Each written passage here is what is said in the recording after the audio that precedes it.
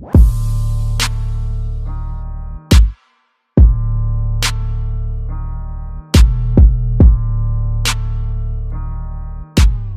going on, fight fans? It's your host Sebastian, and welcome back to the Boxing Tip. Now, this fight was officially announced. I'm not sure exactly which date. It might have been either yesterday or the day before. I don't know. I haven't really been paying attention to the boxing news. You know, I've had some stuff going on the past few days, but I did see a lot of people talking about this.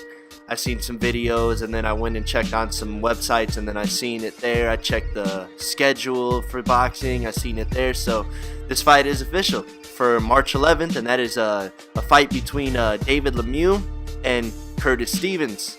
Great matchup, if you ask me.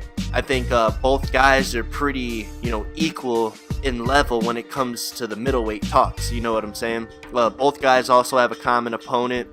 They both fell victim to Gennady Triple G Golovkin. Golovkin did stop both these guys. Nevertheless, these guys, in my opinion, are still very relevant in the 160-pound division. I like both guys. I am a fan of both fighters. They are very well-known 160-pounders, and they are also very well-known punchers, big punchers. Got plenty of knockout power.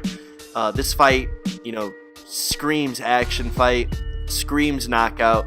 You know what I'm saying? It's a pretty equal matchup, if you ask me. I mean, some people obviously might lean towards one side. Some people will lean towards the other fighter. And me, I'm pretty neutral when it comes to this one.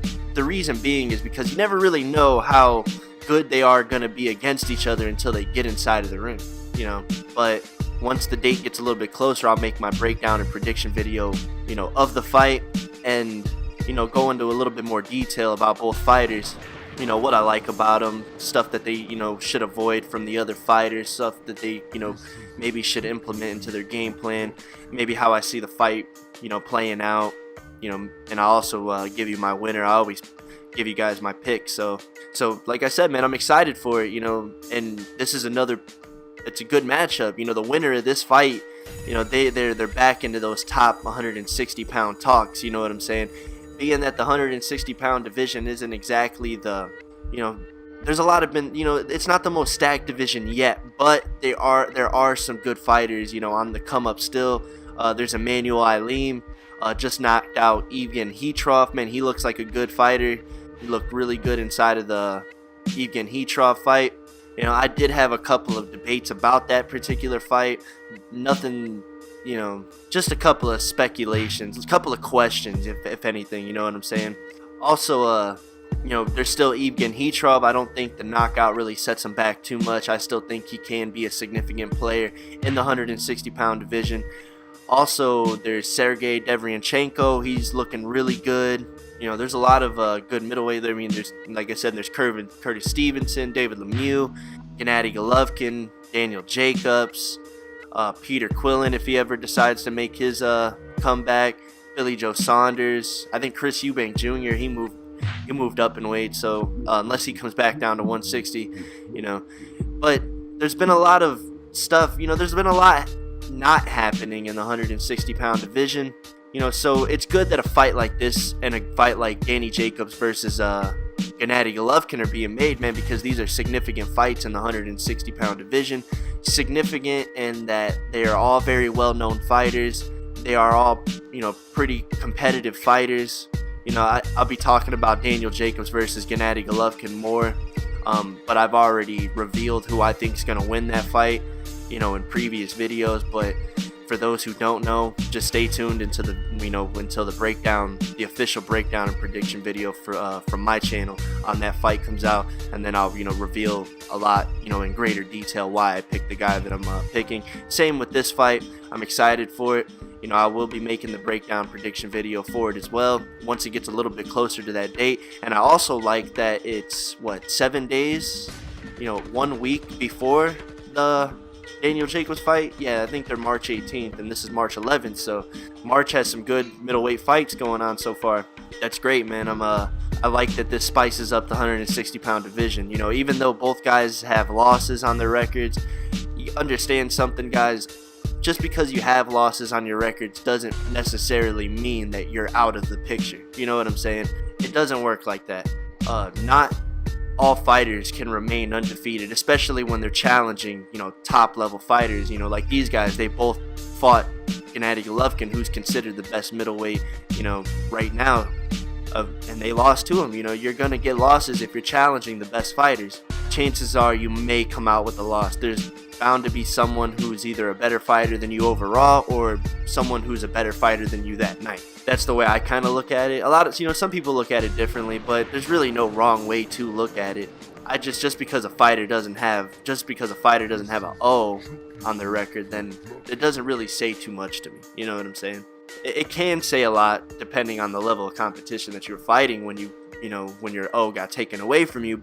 Other than that, it doesn't say a whole much. I think your career overall speaks more than your one loss or your couple losses. You know what I'm saying? But I still feel like it doesn't take away from this fight, man. At the least, it'll be exciting because we may get to see a big knockout. Both fighters take punches fairly well. Both have fucking bombs in both hands. So, you know what I'm saying? It may just come down to who lands that first big punch. Now, Curtis Stevens, I didn't like him in his last fight versus De La Rosa. I think that's who he fought. Yeah, James De La Rosa. I didn't like him a ton in his last fight. He looked good in certain spots, but it looked like he let everything go in the first round and then just completely abandoned his jab, and you know what I'm saying? So he's got a few things to work on, but I've seen videos where he's admitted that he has to work on things. He's got to be a little bit more disciplined inside of the ring, inside and outside of the ring. But nevertheless, man, if he gets his shit together and is 100% come fight night, man, he's a problem. He is a threat. So I like Curtis Stevens a lot. David Lemieux, he's got losses to Marco Antonio Rubio, Gennady Golovkin. Not exactly fluent with his resume, but in the fights that I've seen him fight in, he seems like a pretty decent boxer. He's not like a supreme boxer or a super boxer, a very technical boxer, but he does do things well to set up, his big shots. So, like I said, if he's coming in 100%, man, really it's a hard fight to choose from, but nevertheless, like I said, it's exciting. So I'm hoping that all the boxing fans will be satisfied with this fight going down. I know I will be, and I'm sure there's plenty other boxing fans out there that are also happy that this fight has been made. But let me know what you guys think. Let me know who you think will win this fight. Let me know, if you're happy with this fight. Also subscribe to the channel, share the video with your boxing homie, introduce somebody to boxing. 2017 looking real good. Another great matchup added to the schedule, so like I said, it's looking really good. So make sure you guys get somebody caught up. Don't let them miss out on the 2017 action. But that's all I got for you guys on this one. I will talk to you guys on the next one. Peace.